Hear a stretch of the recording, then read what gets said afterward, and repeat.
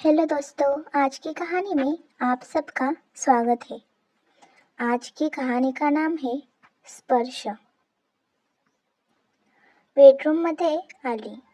शेखरला घोटताना पाहून तिला थोडं बरं वाटलं. आवाज न करता तिने पाठ बिछाण्याला लावली. पाठ टेकताच कमालीचे सुख तिला मिळून गेले.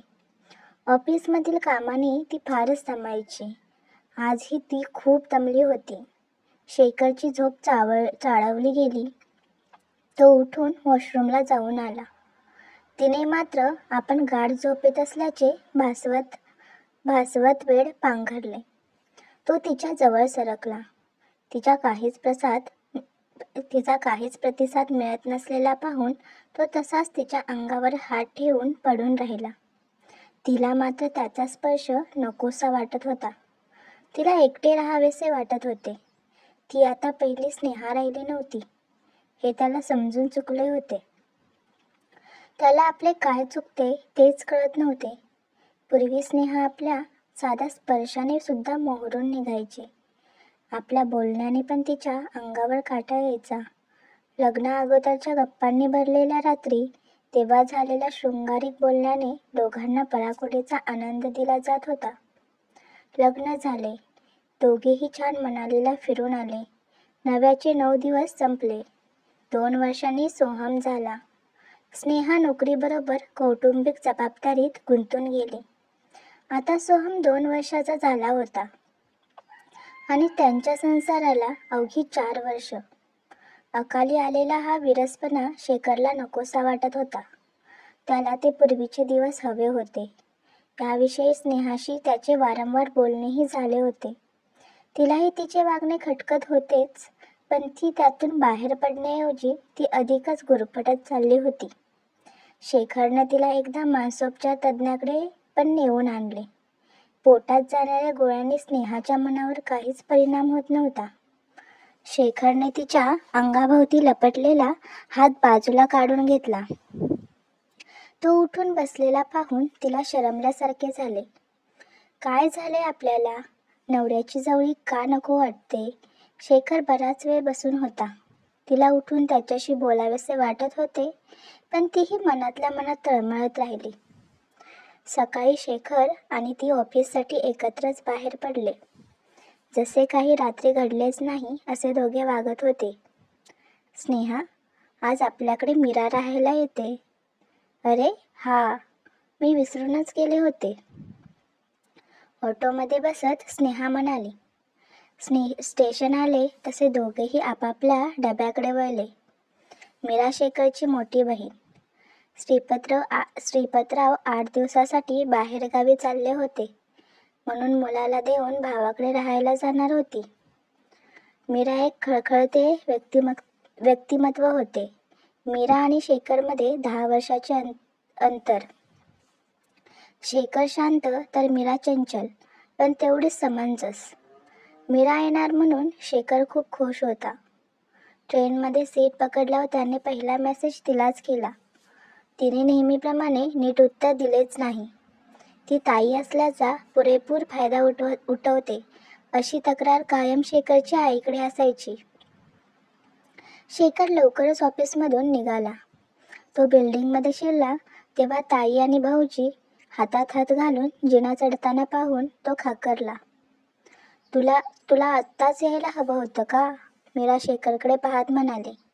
शेखर, तुझी ताई अजून हिरवी आहे बरं का, आणि माझाही देठ पिकू दिला नाहीये. श्रीपतरावांचे अलंकारिक बोलणे शेखरच्या डोक्यावरून गेले. ताई, अवनी कुठे आहे? आपली भाची दिसेना म्हटल्यावर शेखरने विचारले. ती पोचली पण घरी. आम्हीच जरा रेंगाळत चाललो होतो. श्रीपतरावांच्या हाताला पकडत मीरा म्हणाली. हे सर्व पाहायला स्नेहा हवी होती असे शेखरला वाटून गेले.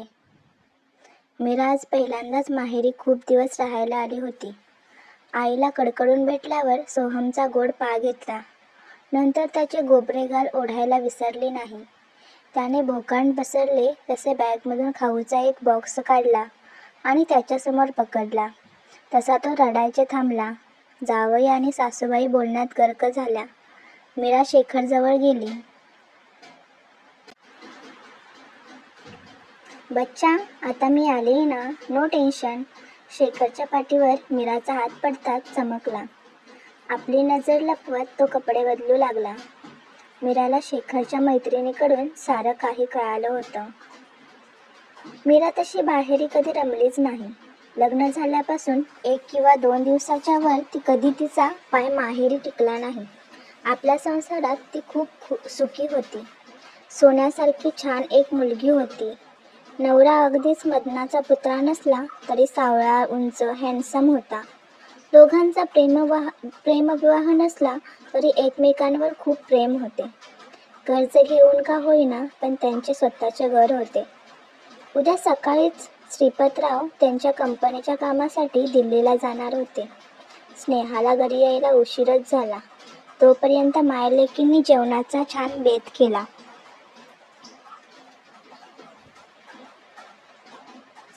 सारेजण स्नेहाची वाट पाहत थांबले होते.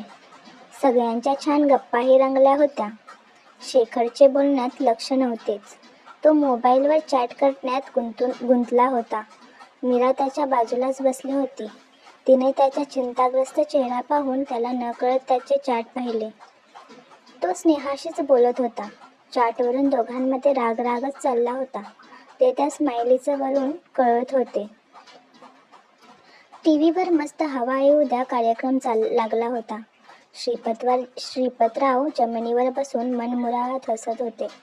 त्यांच्या जोडीला सोहम आणि अवनीही खिदळत होत्या. मीराला शेखरच्या संसाराविषयी खूप काळजी वाटत होती. त्यांच्या मनातील रुंदावत झालेली दरी अजून वाढण्याअगोदर तिथे कायमस्वरूपी तोडगा निघायला हवा होता. इतक्यात डोअरबेल वाजले. अवनी आणि सोहम दरवाजा उघडायला धावले. स्नेहाने दरवाजातच अवनीला उचलून घेतले. तिच्या गुबगुबीत गालांवर एक गोड पा घेत आपली बॅग खाली ठेवली. उचलून घेण्यासाठी सोहमही रडत होताच. त्यालाही उचलून घेत स्नेहा जरा वेळ हॉलमध्ये थांबली. शेखर नाराज झाला होता, कारण स्नेहाला यायला 10:30 वाजले होते. स्नेहा लगेच फ्रेश होऊन बाहेर आली. सारेजण हास्यविनोद करत जेवत होते. स्नेहा मात्र गप्प होती. सगळे आटपून झोपायला रात्रीचे 12 वाजले. श्रीपतरावांना सकाळी लवकर उठायचे असल्याने नेताजींनी सगळ्यांना गप्पा आवरत्या घेऊन झोपण्याचा आदेश दिले. नाहीतर मीरासोबत गप्पा सुरू झाल्या की कोणालाच वेळेचे भान राहत नसे. स्नेहाला बरे वाटले. ती खूप दमली होती. बिछाण्याला पाठ लावताच ती लगेच झोपी गेली. तासाभराने तहान लागली तशी तिला जाग आली. ती बेडरूममध्ये पाण्याचा तांब्या आणायला विसरली होती. उठून दबक्या पावलाने किचनमध्ये जाऊ लागली. बाहेर हॉलमध्ये मीरा आणि श्रीपतराव झोपले होते. तिचं लक्ष सहज तिकडे गेला. 2 शरीरे एकमेकांना भिडली होती. त्यांचे प्रणयाधीन उसासे तिच्या हलकेच कानावर पडत होते. जे पाहू नये ते ती पाहत होती. पाप होतं ते. तिची थबकलेली पावले जड झाली होती. क्षणार्धात ती सावरली आणि पाणी न घेताच आल्या पावली बेडरूममध्ये शिरली. शरीराला फुटलेला घाम आणि तिच्या जोरजोरात चालू असलेल्या श्वासोच्छवासावर नियंत्रण मिळवत ती बेडवर बसली. उरलेली रात्र स्नेहाची जागेपणीच गेली. पहाटे उशिरा तिचा डोळा लागला. तिला सकाळी तशी उशिराच जाग आली. श्रीपतराव कधीच निघून गेले होते आणि सोबत मीराही त्यांच्यासोबत स्टेशनला गेली होती. सासूबाई सकाळीच देवळात गेल्या होत्या. अवनी आणि सोहम त्यांच्या खोलीत झोपले होते. ती किचनमध्ये विचारामध्येच नेहमीच काम करत पाठमोरी उभी होती. अबोल्यामुळे निर्माण झालेला तणाव ठळकपणे जाणवत होता. खिडकीतून कबुतराची जोडी चोचीद्वारे एकमेकांबरोबर मानावाकड्या करून होकार नकाराची लढाई करत होत्या. चपाती करपल्याच्या वासाने तिचे कबुतरांवरील लक्ष उडाले. तिने शेगडी बंद केली. एवढ्या वेळात तर नर कबुतराने पोझिशन घेतली होती. मादीवर स्वार होऊन गड जिंकला होता. त्वेषाने हालचाली करून स्वतःची इच्छा पूर्ण करायला तयार झाला होता. तो खाली उतरला आणि एकमेकांच्या चोचीत चोच घालून त्यांचा पुन्हा खेळ सुरू झाला. ह्यावेळी मादी चवताळून एकसारखा चोचीचा मारा करीत नराला उपसत होती. ती 2-3 वेळा खाली बसून त्याला संधी देत होती. काही वेळाने नर कबूतर ताजातवाना होऊन घोडेस्वार बनून मादीचे यथेच्छ समाधान होईपर्यंत रथावर आरूढ झाला. दोघे वेगळे झाले. आता हा समाधानाचा उच्चबिंदू होता. तिने चपाती करण्यासाठी स्टोव्ह पुन्हा पेटविला. मागे कसलीशी चाहूल लागली. तिच्या उघड्या पाठीवर हलकासा हात ठेवत शेखर उभा होता. तिने स्टोव्ह विझवला. तो आश्चर्यचकित झाला. ती झरकन मागे वळून त्याच्या बाहुपाशात विसावली आणि दोघेही बेडरूमच्या दिशेने जाऊ लागले. बेडवर तिने स्वतःला झोकून दिले आणि तिने कबुतराच्या जोडीचे मनोमन आभार मानले. मीराच्या प्रणयगुण घराला चांगलाच लाभला होता. ती विचार करत राहिली व हळू आवाजात पुटपुटली, फार उशीर केला मी. अगोदरच व्हायला हवे होते.